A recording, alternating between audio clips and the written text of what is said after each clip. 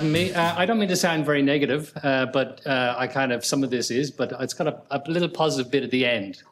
So I hope you can hang out for that. And I know Rick and the Web Meetup wanted to have a, fit for family video channel. So I might fuck that up a little bit tonight. The title of this talk originally was Nobody Gives a Fuck About Your App. And then, I sort of backed down, I put in asterisks and stuff, and then, it got sort of upgraded to crap. And then Rick earlier on said the F word, so it's back in. I want to start off by telling you just a little story. This is not exactly the cordless phone I had, but I had a cordless phone very much like this. And this is back in the old days when people had copper wires going into their house. Which I think we still do in Australia. Anyway, I had this cordless phone, and the people who designed it, obviously put a lot of effort into designing that cordless phone, and it was the center of their life. And this became apparent whenever the electricity went out. Now, in my house, the electricity goes out usually at 4 a.m. for about 5 minutes. If a drunk has crashed into a pole, or Homer Simpson has fallen asleep at the controls or whatever it is, it's not a frequent event, and I don't really give a fuck when the electricity goes off, because if I did care, I'd have a way to monitor it. Anyway, this phone, whenever the electricity would go off, it would go beep, beep, beep, beep, beep, beep, beep, beep. So at 4 a.m., I'd be woken up by this thing, and I'd have to go downstairs and pull it out of the wall. There was no way to disable the function that I could find. So a third time it happened, I ran downstairs and I grabbed the phone, I opened the back door of the house, and I smashed the phone into a million bits against the wall. And it was a very satisfying experience. And I'm sure some of you can sort of relate to that. Because there are so many devices in our lives that just demand attention, don't they? I call it designer-centered design, where people are working on stuff that's really, really important to them. And, that's a really good thing that we care about the stuff that we're designing, because we should, right?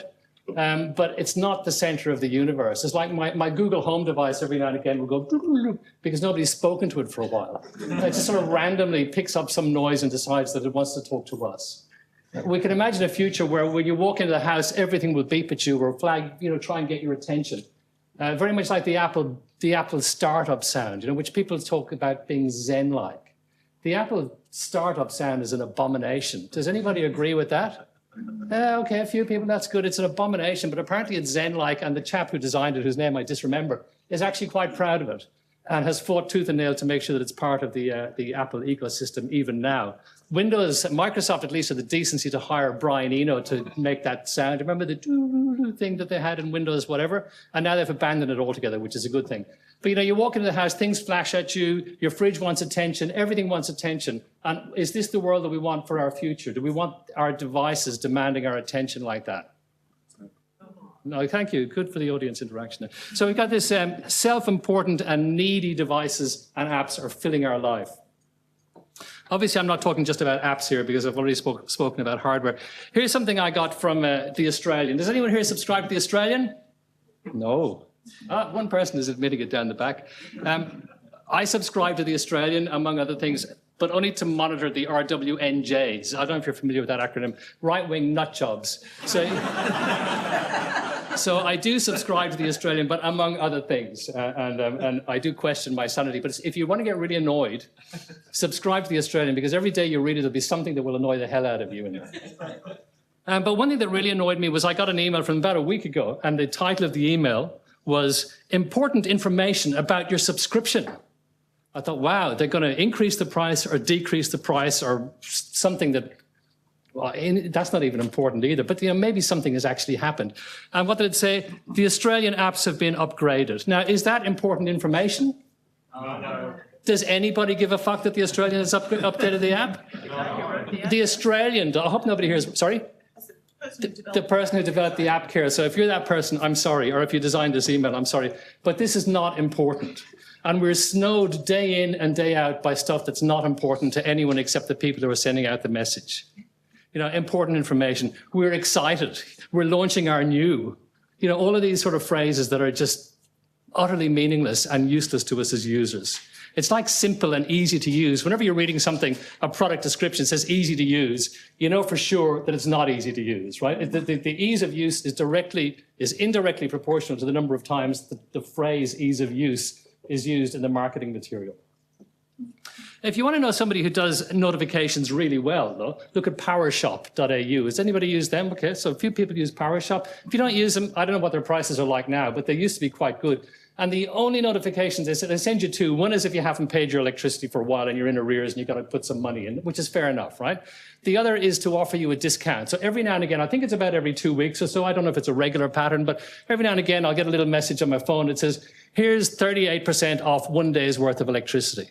You know, it's pretty close, monetarily, it's pretty close to worthless, but it's a really nice catch to bring you into the app, do something useful. And that's really good design. But then that's a Kiwi company, and those Kiwis just know how to do stuff, right?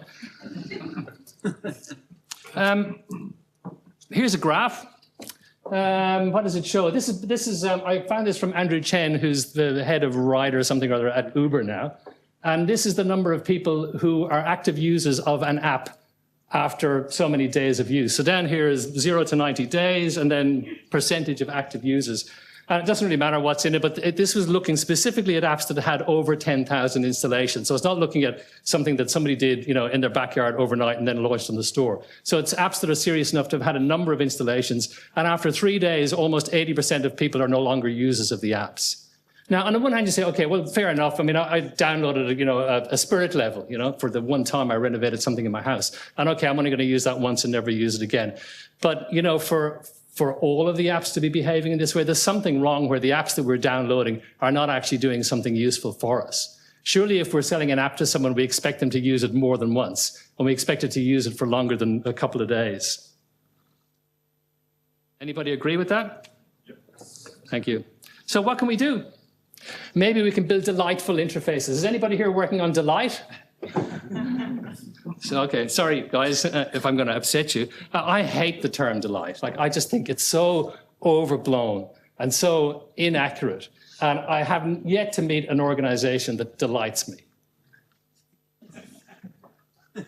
Here's a in my extensive research for this presentation, I went to Wikipedia and I looked for...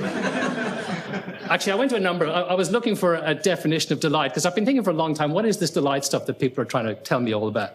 Customer delight is surprising a customer.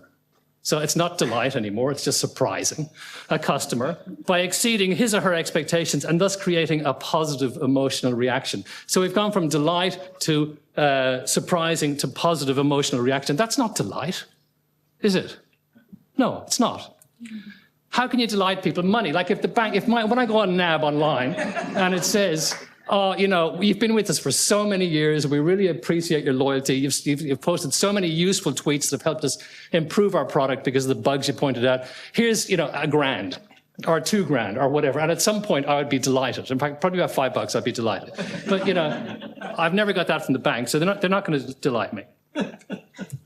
Experience in the real sense, not user experience or customer experience or whatever the other experiences are, which is just a totally devalued term. But what about this sort of experience? This is when I was on holidays in Greece. You know, I came around the corner on the way home on the bike, and this is the scene that met me. This is an experience that delighted me. If you give me that, you're going to delight me. Sex. Got a problem with the image there? Keeping it family friendly. That can be a delight. Enlightenment, if we want to reach a higher plane and move above the sort of, you know, the low level interests of the flesh, then we can say enlightenment is something that can delight us, isn't it? None of my apps are providing me with enlightenment. None of the people I deal with are providing me with enlightenment. What about pull to refresh on Twitter? That supposedly is delighting. You know, when you read these, and look, I love people like Dan Saffer and others who talk about delight in user interfaces, but it's not delightful. You know, it's like cute, maybe, or slightly addictive. Flappy Bird is addictive. It's not delightful. And at least the guy who wrote Flappy Bird had the decency to withdraw it when he saw that he was encouraging addictive behavior. You know, I'm surprised that we use the term delight at all, and, you know, that we haven't gone for something higher than that, like ecstasy, customer ecstasy. Wouldn't that be great? You know, just thinking back on the sex slide, I remember a few years ago, and it's a term that marketing people use, customer intimacy. So I worked with a telco here, and they were talking about customer intimacy. How icky is that? So basically, delight means a positive emotional reaction of some sort. That'll be the phone, Reg. So one thing that delight is supposed to do is encourage customer loyalty. Are we familiar with the Net Promoter Score? Yeah. Yeah, we love it. How likely is it that you would recommend our company / product / service to a friend or colleague? I'm not synchronized here. Hang on a sec. Let me catch up. Oh, I missed that. God, I missed a lot of stuff. I had really good stuff to say here. Net Promoter Score is a Pavlovian thing. Like every time a customer interacts with an organization, they have to send out a Net Promoter Score questionnaire. It's like every time a dog salivates, a behavioral psychologist has to ring a bell. It's the same sort of thing. So in the NPS, we've got promoters. So if you score something 9 or 10, you're a promoter. If you score at 7 or 8, you're passive.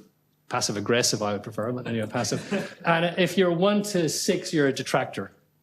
So I'm Irish, so these are detractors in my life.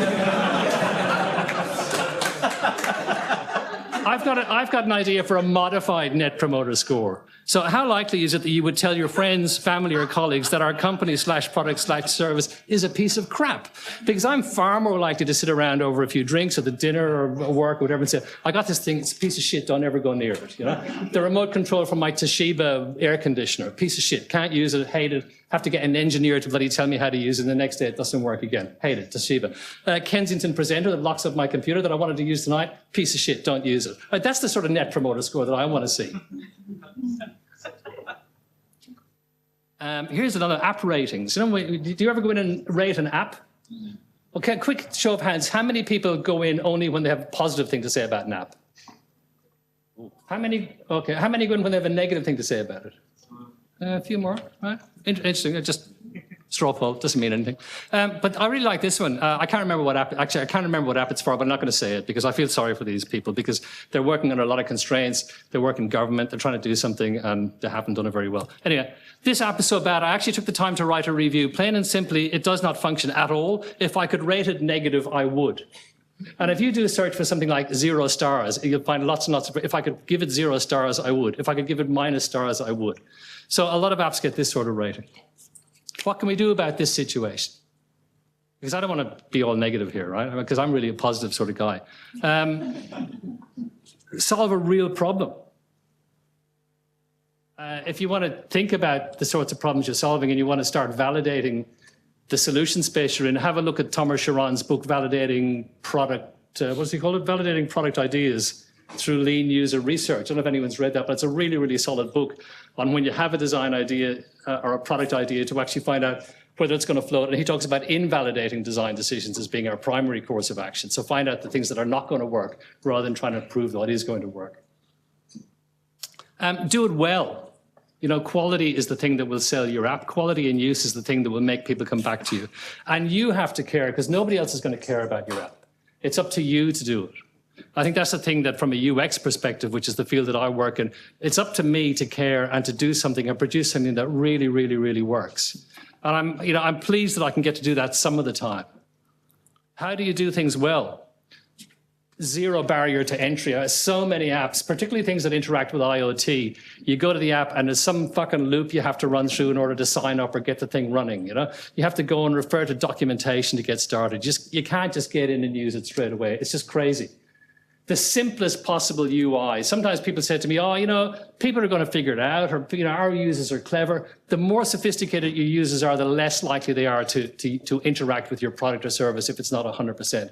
And my favorite example of this is when I did some work with Supreme Court judges in New South Wales.